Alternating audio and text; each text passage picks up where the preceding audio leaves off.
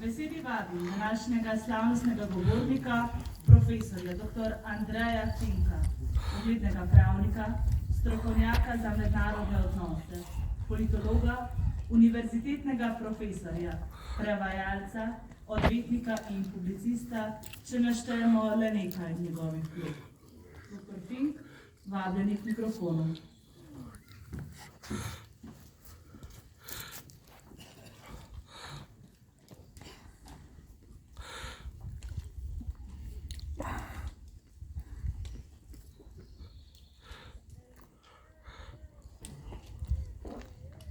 Spet smo se zbrali v tem znamenitem in simbolnem kraju, da proslavimo veličino, da se poklonimo življenju in obsodimo krivično smrt, da mrtvih od tu in iz vse Slovenije, ki ležijo v več kot 750 evidentiranih množičnih grobiščih, izkažemo čast in da se jim zahvalimo za njihov zgled. Klanjamo se spominu na vaške stražarje, domobrance in druge bojevnike, ki so se bojevali za družino, za dom, za domovino Slovenijo in za krščansko omito, ki so pa kljub uspehom v boju na koncu bili po izdaji pomorjeni pod s tujo ideologijo okužene bratove roke. Pred dobrimi 80 leti je našo domovino zadela najhujša nesreča, ki jo je v zgodovini lahko doletela. Od zunaj so nas napadli in okupirali 3 sovražniki, a takoj zatem nas je napadel še 4. sovražnik. Ta nas je napadel od znotraj, čeprav je po miselni zasnovi prihajal tudi od zunaj. Ta je bil najhujši. Proti prvim 3 so se kmalu začele organizirati totalne skupine, ki jih je bilo vseh skupaj 9 in so bile vse demokratično nastrojene, bili prav tako napadeni in zasedeni. To pa, ko bodo okoliščine narekovale, da so večje akcije smotrne, da je torej upor smiseln in da vsaj minimalno zagotavlja končni namen. Najširša zgodovinska izkušnja uči, da se upor manjših narodov proti močnejšemu okupatorju, posebno, ko so ti, oziroma ko je ta okupator na višku svoje moči, vedno konča z izginotjem manjšega upornika. Zato je bilo treba takrat iskati primeren trenutek. Da je bil notranji 4. napadalec najhujši, se je najočitneje pokazalo maja 1945. leta, ko je samo v nekaj tednih pomoril tisoče lastnih ljudi. Potem se je pa to izkazovalo skoraj 50 leti in se na drugačen način izkazuje še danes. 3 zunanji sovražniki so okupirali našo zemljo med vojno dobra 4 leta. Domači sovražnik nas je pa okupiral 46 let. Tudi to je bila okupacija, ki je lastne ljudi, samo zato, ker so drugače mislili, ubijal, zapiral v zapore in koncentracijska taborišča in kradel imetje, jih telesno in moralno uničeval in jim onemogočal kakršnokoli zdravo prihodnost. Da je bil ta 4. okupator res to okupator, se je potem dovolj jasno pokazalo, ko smo se leta 1991 hoteli demokratizirati in osamosvojiti, pa je ta okupator poslal nad nas jugoslovansko ljudsko armado, ki je hotela to preprečiti. Z Božjo pomočjo in z našo zavzetostjo in junaštvom smo se temu namenu uprli in dosegli oboje, demokracijo in samostojnost. Zunanji okupatorji so leta 1941 Komunistični partiji Sloveniji naredili največjo uslugo s tem, da so nas okupirali. Brez zunanje okupacije in groznih vojnih razmer, ki jih je ta ustvarila, bi komunistična partija nikoli ne prišla na oblast po legalni volilni poti. To mora biti povedano z vso jasnostjo. Kot da bi nas okupirali po naročilu. Partija je izrabila okoliščine in začela z domačo revolucijo. V tem so si okupatorji in komunistična partija bili najboljši in največji kolaboranti. Niti enih, niti druge ni najmanj briga v slovenski narod. Bila je to ena in ista logika in sta obe strani iz ekstremov ves čas vojne na ta način kolaborirali. Kot da bi se pod navdihom perverzne sile domenili: ti me okupiraj, jaz se bom pa proti tebi navidezno bojeval in narod osvajal. Tako sta drug z drugim iz navideznih nasproti sodelovala v podjarmljenju slovenskega naroda, ki je dalj časa nemočen trpel nezaslišano nasilje enih in drugih. Pri komunistični partiji je šlo izključno in samo za dosego oblasti in za revolucijo. Znana je bila tedaj njena revolucionarna krilatica: žrtve so potrebne. Če bi o tem danes kdo podvomil, se lahko samo nekoliko razgleda po naši domovini in bo našel mnogo obeležij, ki so še vedno postavljena in govore o tem. Na vseh vidimo le mrke obraze. Govorjenje o domnevnem narodno-osvobodilnem boju ni nič drugega kot laž in varanje še danes po 80 letih. Komunistični partiji je preko osvobodilne fronte šlo samo za prevrat. Še kako prav ji je prišel najhujši trenutek slovenskega naroda, ko ji je uspelo marsikaterega iskrenega Slovenca pregovoriti, da se jim je pridružil. Vsi imamo znance in morda tudi in celo sorodnike, ki so se na začetku iz domoljubja hoteli pridružiti ali so se celo potem pridružili osvobodilni fronti, a so kmalu od znotraj spoznali njeno resnično naravo.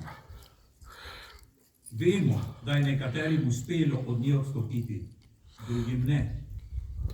Koliko je bilo takih, danes že pokojnih, ki so desetletja pozneje z grenkobo ugotavljali: za 46 let totalitarnega rdečega fašizma nismo tvegali življenje. To sem slišal pripovedovati v teh letih od njihovih potomcev v zasebnem pogovoru. Bilo bi pa zdravo za našo družbo, če bi ti potomci danes to javno in jasno povedali. Že vse od leta 1945 pa do danes poslušamo žaljivke o sodelovanju proti komunistične strani z okupatorji. Nič temu podobnega ne bi bilo, če ne bi bilo komunistične revolucije, ki je začela moriti ljudi širom po naši domovini. Zgodovinsko je že popolnoma jasno, da je po enem letu nenehnega pobijanja nastopila naravna samoobramba. Začela se je najprej z vaškimi stražami, potem pa s slovenskim domobranstvom. Proti orožju, ki te pobija, ti ne preostane drugega, kot da sežeš tudi ti po orožju tam, kjer ga dobiš. Ob tem najmilejši krivični očitki trdijo, da se je protikomunistična stran zmotila, ko je šla v kombinacijo z okupatorjem. Preveč znano je dejstvo, da orožje, tako kot denar, nima narodnosti. Vsako orožje, pa naj ga izdela kdorkoli, ali denar pa ga natisne kdorkoli, povzroči enake učinke. Pri tem je očitno edino važno vprašanje o cilju, namenu, nagibu te uporabe takega ali drugačnega orožja. Torej, zakaj ga uporabljaš? legitimna samoobramba pred krivičnim in protipravnim napadom opravičuje uporabo sredstev, ki se jih v običajnih razmerah ne poslužuješ. Na protikomunistični strani je šlo najprej za samoobrambo, zatem pa za protirevolucijo. Za partizansko stran pa je najbolj pravilna podobna ocena, a v nasprotni smeri, in sicer tista, ki pravi, da so se še tako dobronamerni partizani zmotili, ko so šli v kombinacijo in kolaboracijo s komunistično partijo, ki je ves čas vojaško-politično vodila partizansko početje. Tega vodstva in dejstva že takrat ni bilo mogoče spregledati. Posebno pa je to jasno danes, 79 let pozneje, saj o tem obstajajo nešteti pisni viri iz njihove strani. Partizanstvo je ves čas vodila komunistična partija Slovenije in Jugoslavije.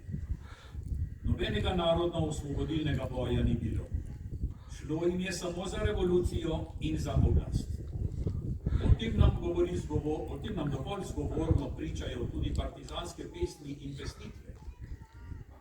Nerad jih citiram, a naj zaradi tistih, posebno mlajših generacij, ki tega ne poznajo, spomnim na eno od njihovih kitic, ki pravi: na klic kominterne združite čete, v boj za svobodo, v boj za Sovjete. Rdeče smo fronte bojevniki mi, in duh leninizma nam pot razsvetljuje in zadnji udar kapitalu dviguje. Gospoda se trese, fašist trepeta, ker naše je geslo Sovjeti sveta. Tako pravi ta kitica te pesnitve. Takih partizanskih pesnitev in pesmi s takim in podobnim besedilom je mnogo. Le poiskati jih je treba, saj jih slavni dediči že dolgo časa skrivajo in celo spreminjajo, ker njihovo brutalno besedilo normalnega človeka danes odvrača, posebej pa črno na belem kaže na njihov resnični, tedanji, zgolj revolucionarni namen. Samoobramba se je začela ravno tukaj, pri vas, v Šentjoštu, s prvo uspešno obrambo pred revolucionarnim terorističnim nasiljem. Vaša vaška straža je v težkih časih v tem naredila bistven preboj in dokazala tudi drugim krajem, da je obramba doma in slovenskih vrednot mogoča. Zato ima vaša vsakoletna komemoracija po srečanju v Kočevskem Rogu največji simbolni pomen. Naj bo v današnjem času in za vselej povedano, da radi govorimo o vaških stražarjih in domobrancih in njihovem epskem boju za družino, za dom, za domovino in za krščansko oniko. Ta boj je bil neenak, ker se je bojeval proti internacionalnem komunističnem gibanju z mnogimi in mogočnimi silami, razpredenimi po vsem svetu in oblečenimi tudi v najrazličnejša ovčja oblačila. Da je šlo res za dom in domovino, izhaja tudi iz tega, da v 8 desetletjih komunistični zgodovinarji skoraj ne uporabljajo nazivov vaški stražar ali domobranec. Razen, če hočejo koga očrniti, potem, ko so v desetletjih naziv očrnili. Temveč zanje uporabljajo vse druge mogoče ideološke žaljivke. Normalno vsak sebe ali svojega otroka ali društvo, ki ga ustanovi, imenuje z imenom oziroma nazivom, ki si ga želi in ki mu pomeni neko vrednoto. Pri vaških stražah in slovenskem domobranstvu je šlo prav za to. Sami sebe so poimenovali tako, ker je šlo za obrambo doma v ožjem in širšem pomenu besede. Branili so pred nepojemljivim revolucionarnim nasiljem, ki se ni ustavljalo niti pred ženskami, otroki, starejšimi in nebogljenimi. Nevarnost je bila resnična, ne zgolj ideološka. To se je najbolj jasno izkazalo meseca maja in junija leta 1945, ko so partizani, pa naj so se takrat formalno imenovali tako ali drugače, fizično eliminirali slovenske može in fante v slovenskem genocidu, ki mu ni para v slovenski zgodovini. To pa šele takrat, ko so jih po mednarodni prevari, neoborožene in izmučene, dobili v roke. V boju jih prej nikoli niso mogli. Ta slovenski genocid, ki se ga v mesecu juniju vsako leto spominjamo, je ena izmed etap revolucionarne tragedije. Kot njena posledica je cela naša država eno samo pokopališče in mi živimo v njem. Naša zemlja nosi v sebi zemske ostanke 10 tisočev, ki so bili žrtve iste revolucije. Objektivni opazovalec, ki bi se znašel pred to žaloigro, bi se danes upravičeno lahko vprašal, zakaj je bilo treba desetletja skrbno prikrivati grobišča, jih nekdaj minirati, območja zastražiti, rove hude jame zakrivati z betonskimi pregradami in še danes na vse načine oteževati izkopavanje in vse, kar je s tem v zvezi. Zakaj tako prikrivati množičen umor, če je bil domnevno hvalevredno dejanje neke samozvane ljudske pravice nad sovražniki ljudstva? Hvaliti bi se morali s tem, ne pa to prikrivati. Danes govorijo o izbrisanih po osamosvojitvi in demokratizaciji in domnevnim poškodovancem, ki niso Slovenci, so postavili celo spomenik. Domobrance in druge protikomunistične bojevnike, ki so bili dobri Slovenci, so pa maja 1945 izbrisali fizično, pa se jih danes še omeniti ne bi smelo. Danes se tukaj ponovno spominjamo genocidno pobitih domobrancev, pripadnikov Slovenske narodne vojske. Ti so neprestano med nami, izkazujemo jim sočast in zahvalo. Posledice revolucionarnega nasilja so pa dolgoročne in segajo do danes. Že 80 let namreč poslušamo besedo okupator. Domači sovražnik, komunistična partija, nas je žal po spletu zunanje političnih silnic, kot rečeno, okupiral 46 let in je ta okupacija trajala vse do milostnega trenutka, ko je po padcu Berlinskega zidu, ne samo drugje po Evropi, temveč tudi pri nas, nastopila možnost pluralistične državne ureditve. Šele takrat se je počasi, prepočasi, začela na zunaj odstirati železna rdeča zavesa, kar nam je začelo dajati upanje, da smo vstopili v nov čas. Žal je pa na znotraj, v nekaterih glavah, mislih, gledanju, ocenjevanju in razumevanju ostalo še preveč totalitarne navlake, ki moti naš vsakdan. V tem moramo narediti še nekaj naporov za razjasnitev grozne preteklosti, da bo ta preteklost naš narod in državo nehala bremeniti. Dolžni smo nepokopanim, poleg spomina in skrbi, da se kaj takega nikoli ne ponovi, tudi najelementarnejše. Do konca je treba raziskati vsa grozodejstva, preiskati okoliščine nasilne smrti, s tem pa evidentirati žrtve čim bolj se da, sicer bi ostale zamolčane, neobstoječe. Po uradni dolžnosti mora država žrtvam izdati mrliške liste, mora jim nameniti spoštljiva grobišča, končno pa in najvažnejše, vrniti jim mora dobro ime. Klicati in trkati moramo na državno in mednarodno zavest in vest, ter neprestano opominjati. Na temelju zločina nad slovenskim narodom ni mogoče dolgotrajno sožitje, kar se očitno izkazuje že 33 let. Ni dovolj samo farizejsko obžalovanje, Naravnost perverzna je tista floskula, ki pravi, obsojamo medvojne in povojne poboje, a to pustimo preteklosti in zgodovini in se s tem danes ne obremenjujmo. Strašna preteklost nas samo po sebi še danes bistveno obremenjuje, tudi če bi tega ne hoteli. Naše današnje življenje uradno še vedno temelji na laži. Na laži se pa ne da graditi nič skupnega. Nujno moramo to laž še naprej in do konca razkrinkavati. Sicer se pa ta laž počasi sesuva in bo končno zgrmela. Za ta končni uspeh se pa še naprej priporočajmo našim učencem, ki nas nenehno podpirajo in bodrijo v teh naporih.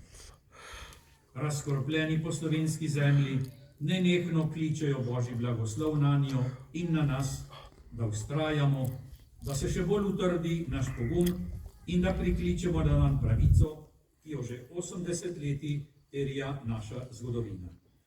Trdno upamo, da bomo tudi s pomočjo od zgoraj v tem uspeli.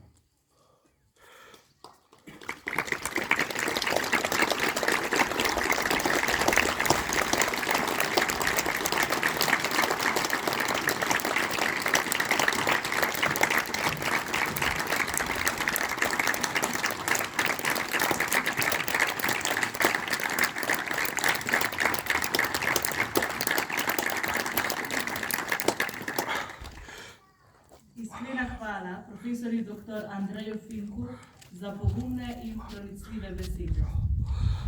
Nadaljujemo s kulturnim programom, v katerem bomo prisluhnili pričevanju Miklavža Kavčiča, Snapoga iz Šentjošta. Sledila bo podelitev Erlihovega priznanja z medaljo. Pred programom ne ploskamo, ampak se v duhu povežemo z vsemi, ki so bili žrtve vojne in revolucije in vsemi, ki so se pogumno postavili v bran narodnih in krščanskih vrednot.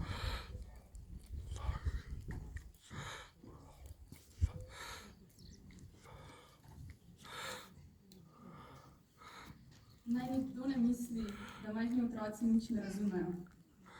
Prvi vtisi se najbolj zarišejo v njihov spomin. Če so dobri ali pa slabi, je dejala Snapkova mama. Zavedno se je čas druge svetovne vojne zapisal v srca, misli, čutenje in življenje tukajšnjih domačinov. In ko so nekateri praznovali konec vojne, je Šentjošt nadaljeval svojo pot na Kalvarijo, ki na nek način traja še danes. In vse to so doživljali tudi otroci. Svojo nedolžnostjo in zasidranostjo v trenutku je sredi grozot otroštvo šlo naprej. Igra in razposajenost sta veljali še naprej. A tudi najmlajši so razumeli, da se nekaj dogaja. Čuden nemir so zaznavali pri odraslih. 7. maja so jih ne vedoč, da nikoli več, starejši bratje pokrižkali v slovo in krenili v mir. Tisti starejši bratje, ki so jim bili vzgled, ki so jih znali navduševati in se z njimi igrati.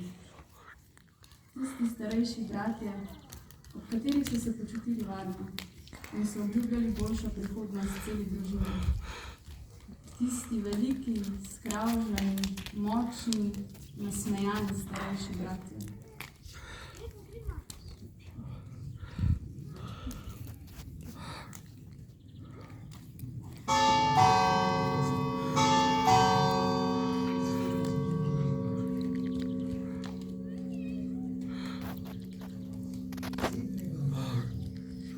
Se pa spomnim, da je bil tudi en tak še sorazmerno lep dan, mogoče malo oblačen, ampak drugače pa še precej toplo je bilo. In smo stali mimo zunaj. Jaz se spomnim, en dan, mogoče bom rekel, en dan pred tem je prišel Lovro, to je bil najmlajši fant. Lovro pa Tine. Tine je bil takrat že v vaški straži tle v Šentjoštu in je stražil na Kuglič z mitraljezom. To vem, ker velikrat od nas počel gor domov oziroma v zvečer prišel. No, in to je bilo takrat en dan pred tem, sem jaz videl, da se nekaj dogaja. Kaj vse, tam tak nemir je bil, vse je nekje šlo, kaj bomo jutri, to je bila pa nedelja, ne? To je bila ravno nedelja. Za jutri ni bilo več nobene maše predvidene, kaj bo, Gospod ni vedel, ali bomo ostali, ne bomo ostali, kdo bo šel, kam bo šel. Vse je bila ena velika zmešnjava. Seveda, tukaj se začeli povedati, ali bomo šli mi, ali bomo šli mi. Otroci ni kot take, ja, smo bili kar veseli, ja, gremo, ne, dajmo, povem, Matičko so bili takrat pri nas, gor na vrh, ker gor je pri njih tudi se hiše zakurili. So pa pri nas bili, ne, in Matičko Jože je bil let stari od mene. Pa Alfons, ne, takaj, da je njegov sin tak slavni pevovodja dol, ne, v Logatc, ne. No, in zdaj, te ljudje so bili pri nas in Jože je bil, ja, dajmo, jaz bi kar šel, ne, povej, kar malo ne govarjal, ja, fajn, bomo šli kovar, ne vem kam, ne, nekaj pravi, da vemo, ne. In otroci kot otroci taki, bomo šli pa neč ne, večin, te stari so imeli pa čisto druge misli, kaj pa zdaj, kako pa zdaj, ne, pa kdo bo ustal, če bo eden s kateri šli, ne.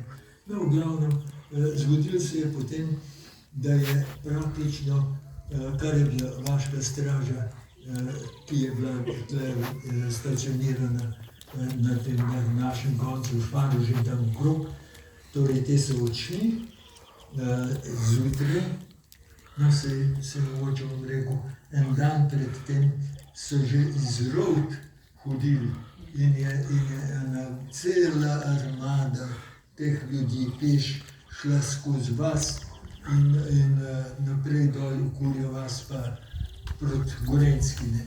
No, ampak tle so še takrat bili in so še nekje naš Tine, se spomnim, da je še njim od farov, že sem priletel, pa njim nas je še letel tle na Kubič, da je kaj bo, pogledal na uro, vidim, 20 minut čez 9 je bila ura, ko je eden, mogoče zadnji od teh domobrancev, cel šaržer z brzostrelko, cel šaržer spustil, da je streljal do konca Bukrova nota. To je bil ta zadnji pok, ki smo ga slišali in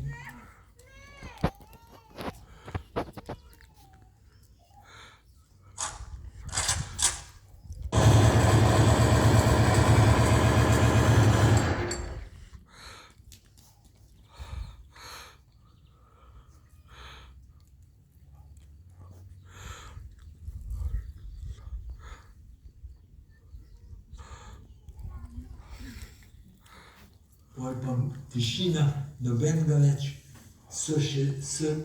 leteli so še dolje proti Kurji vasi in zadnje in nobenega več.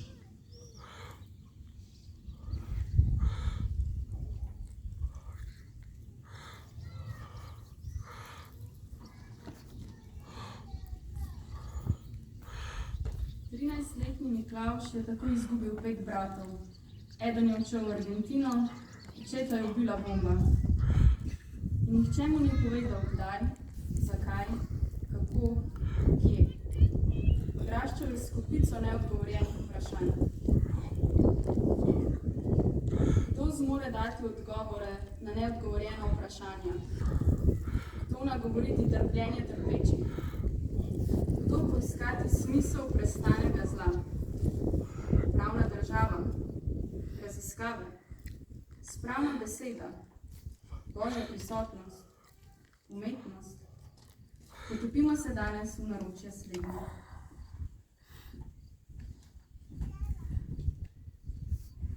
Umetnost je preseganje zla.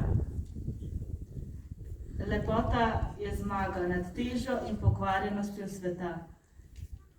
Z lepoto se dogaja preboj k preobraženemu svetu, v drugačnemu svetu, kot je naš. S Strašno in mučno v umetnosti ni to, kar je strašno in mučno v življenju. Iznakaženo v umetnosti ni to, kar je iznakaženo v življenju. Z besedami enega največjih ruskih mislecev in filozofov moderne dobe, Berdjajeva, smo včeraj odprli vrata umetniku Joštu Snoju, ki je stopil med nas s ciklom slik iz Hude jame. Ponuja nam bogat dotik lepega, ki celi rane boleče preteklosti in ob tem umetnik dodaja. Ni na nas, da sodimo, kdo si zaslužil kazen in kdo ne. To moramo preseči. Lahko pa sočutjem gledamo na žrtve in zločince in jih vse v lastnem ustvarjalnem dejanju odpuščanja privzdignemo k Bogu.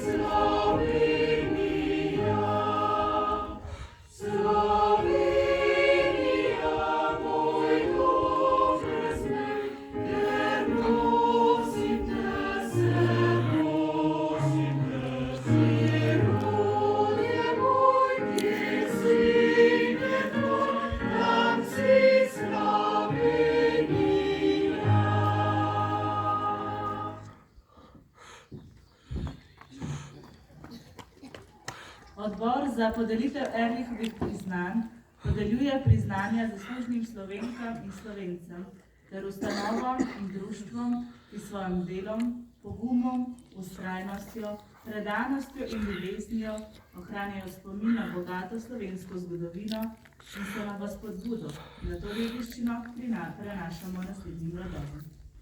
V imenu odbora bo priznanje z medaljo izročil direktor družine, gospod Tone Rode. Letošnji prejemnik je Franca Cotjan. Bezla. In njej s presumljivimi primeri motri ta fenomen, ki je s totalitarnim Totalitarizmi posebej močno zaznamoval slovenskega človeka v 20. stoletju. France Cukjati letos zaključuje že drugi mandat kot predsednik Zbora za republiko, v katerem z modrim vodenjem povezuje vrsto intelektualcev in strokovnjakov za različna področja. Posebej moramo omeniti umetnike, s katerimi redno že več let delijo zaveza. V teh sestavkih zbralci deli svoje široko znanje zgodovine, filozofije, psihologije, medicine in teologije. Franceta Cukjatija krasijo tudi odlične značajske poteze. Široka in poglobljena izobrazba mu daje dodatno tiho suverenost, zaradi česar je vedno spoštljiv, prijazen in očetovsko sprejemajoč. Njegove sodbe pa so blage, a nikoli na škodo resnicoljubnosti, jasnosti in odločnosti. Naj zaključimo z njegovo mislijo o pomenu resnice. Totalitarni režim ustvari ozračje, v katerem ljudje ne morejo več razlikovati med resnico in lažjo, med dejstvom in manipulacijo. Nobenega oprijemljivega sidrišča nimajo več. Prepuščeni so poplavi laži, s tem pa tudi na milost in nemilost totalitarne oblasti. In ta oblast, naj bo formalna ali neformalna, ki je grajena na laži, ne bo padla, dokler ne bo padla laž. Spoštovani gospod France Cukjati, iskrene čestitke.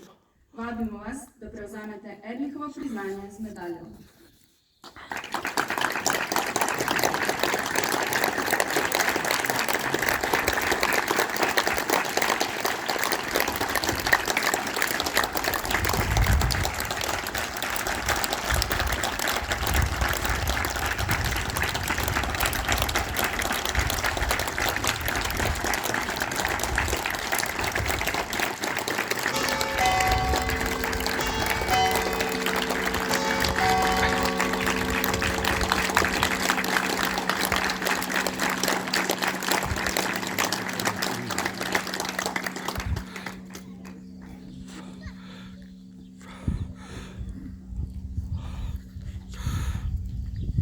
Izredno sem počaščen za to plaketo, za to priznanje, predvsem pa, da mi je to podeljeno v Šentjoštu.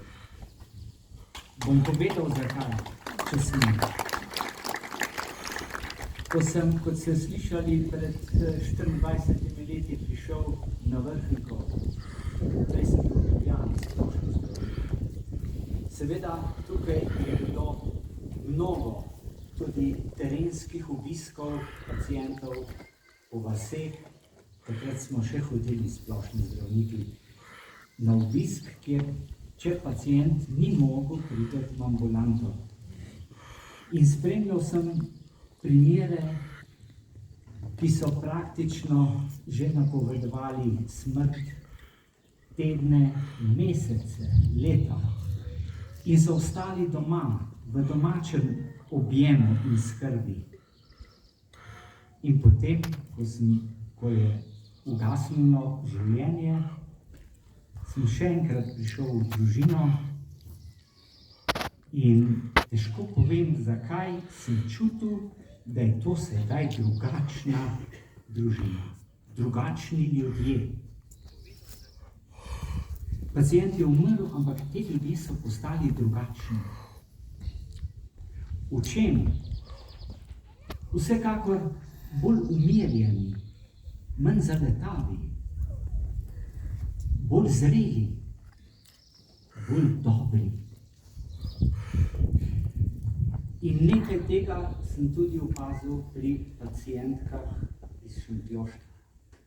In ko sem bral zgodovino Šentjošta v podrobnosti, kjer sem mogel, sem videl, da je tudi Šentjošt nekaj drugačen kot druge vasi.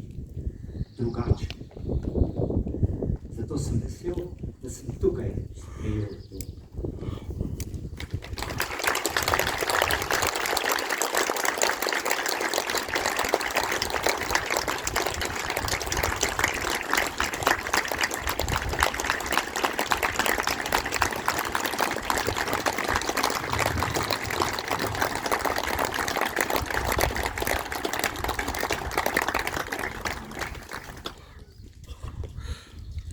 V imenu odbora kapele Močencev bohlunej vsem, ki ste pripomogli k izpeljavi današnje slovesnosti.